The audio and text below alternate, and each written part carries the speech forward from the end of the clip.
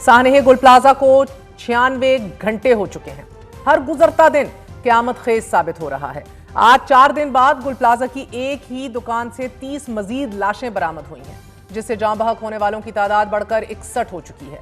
लाशें मिलने के बाद तीसरे फ्लोर पर जारी रेस्क्यू ऑपरेशन रोककर लाशों को निकाला गया। नाजरीन, गुल प्लाजा में जारी सर्च ऑपरेशन के दौरान मेज़नीन फ्लोर पर क्रॉकरी की एक ही दुकान से ये 30 लाशें बरामद की गईं। बताया जा रहा है कि ये वही दुकान है कि जिसमें मरने वालों की आखिरी मोबाइल लोकेशन भी आई थी। आग लगने के बाद जब ये शहरी प्लाजे में फंस गए तो उन्होंने खुद को आग से बचाने के लिए क्रॉकरी की दुकान में पनाह ले ली, लेकिन आग के शोलों ने उन्हें यहां भी पनाह न दी।